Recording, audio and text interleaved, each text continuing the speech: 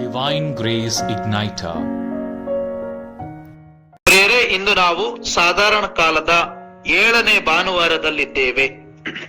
ಇಂದಿನ ಶುಭ ಸಂದೇಶದಲ್ಲಿ ಯೇಸು ಶತ್ರು ಪ್ರೇಮವನ್ನು ಕುರಿತು ಬೋಧಿಸುತ್ತಾರೆ. ಜಗತ್ತಿನ ಎಲ್ಲಾ ಧರ್ಮಗಳು ಪ್ರಾರ್ಥಿಸಲು ಕರೆ ನೀಡುತ್ತವೆ, ಆದರೆ ಕ್ರೈಸ್ತ ಧರ್ಮ ಶತ್ರುಗಳಿಗಾಗಿಯೂ ಪ್ರಾರ್ಥಿಸಲು ಬೋಧಿಸುತ್ತದೆ. ಯೇಸುವಿನ ಕಾಲದಲ್ಲಿ ನಿನ್ನ ಶತ್ರುಗಳನ್ನು ದ್ವೇಷಿಸು ಎಂಬ ಘೋಷಣೆ ಯಹೂದ್ಯರಲ್ಲಿ ಸಾಮಾನ್ಯವಾಗಿತ್ತು. ಒಬ್ಬ ಯಹೂದ್ಯನಿಗೆ ಮತ್ತೊಬ್ಬ ಯಹೂದ್ಯನೇ ಆತನ ಸ್ನೇಹಿತ ಹಾಗೂ ನೆಂಟನಾಗಿದ್ದ. ಹಾಗಾಗಿ ಯಹೂದ್ಯರಲ್ಲದ ಅನ್ಯ ಧರ್ಮದವರನ್ನು ಅವರು ದ್ವೇಷಿಸುತ್ತಿದ್ದರು.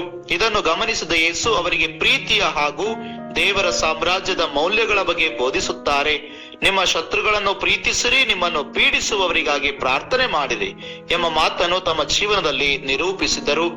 ಯೇಸು ಎಲ್ಲರ ರೋಗಗಳನ್ನು ಗುಣಪಡಿಸಿದರು, ಅವರಿಗಾಗಿ ಪ್ರಾರ್ಥಿಸಿದರು ಮತ್ತು ಅವರಿಗಾಗಿಯೇ ಪ್ರಾಣವನ್ನ ನೀಡಿದರು. ಪ್ರೀತಿಗೆ ಮಿತಿ ಇರಬಾರದೆಂದು ಯೇಸುವಿನ ಹೆಬ್ಬಯಕೆ. ನಮ್ಮನ್ನು ದ್ವೇಷಿಸುವವರಿಗೆ, ಶಪಿಸುವವರಿಗೆ ನಮ್ಮ ಜೀವನ ದಿಗ್ಭ್ರಮೆ ಮೂಡಿಸುವಂತಿರಬೇಕು. ಯೇಸುವಿನ ಹಿಂಬಾಲಕರಿಗೆ ಯಾರು ಶತ್ರುಗಳಲ್ಲ, ಎಲ್ಲರೂ ಮಿತ್ರರಾಗಬೇಕೆಂದು ಬಯಸುತ್ತಾರೆ. ಅನ್ಯರ ನಡುವೆ ಜೀವಿಸುವಾಗ ನಮ್ಮ ಜೀವನ ಇತರರಿಗೆ ಆದರ್ಶವಾಗಿರಬೇಕು. ಪ್ರಿಯರೇ, ಕ್ರೈಸ್ತ ಜೀವನದ ಮಹತ್ವದ ಗುಣಗಳ್ಯಾವುವೆಂದರೆ ಶತ್ರುಗಳನ್ನು ಪ್ರೀತಿಸುವುದು, ಅವರಿಗಾಗಿ ಪ್ರಾರ್ಥಿಸುವುದು, ಹಿತಶತ್ರುಗಳಿಗೆ ಒಳ್ಳೆಯದನ್ನು ಮಾಡಬೇಕು, ನಮ್ಮನ್ನು ಹಿಂಸಿಸುವವರ ವಿರುದ್ಧ ತಿರುಗಿ ಬೀಳದೆ ಅವರಿಗಾಗಿ ಪ್ರೀತಿಯನ್ನು ತೋರಿಸಬೇಕು, ನಿಂದಿಸುವವರನ್ನು ಆಶೀರ್ವದಿಸಬೇಕು, ನಮ್ಮನ್ನು ಶಪಿಸುವವರನ್ನು ಶಪಿಸುವ ಬದಲು ಅವರಿಗಾಗಿ ಒಳ್ಳೆಯ ಕಾರ್ಯವನ್ನ ಮಾಡಿದರೆ ಅದು ಕ್ರೈಸ್ತ ಧರ್ಮದ ಮಹತ್ವದ ಗುಣವಾಗಿದೆ. ಹಿಂಸೆಗೊಳಗಾದಾಗ ನಾವು ಪ್ರಾರ್ಥಿಸಬೇಕು. ನಮ್ಮನ್ನು ಅವಮಾನಿಸುವವರಿಗಾಗಿ ಪ್ರಾರ್ಥಿಸುವ ಮೂಲಕ ಅವರ ಮನಸ್ಸನ್ನು ನಾವು ಪರಿವರ್ತಿಸಬಹುದು. ಕ್ಷಮೆ ಮತ್ತು ಸಹನೆಯ ಪಾಠ.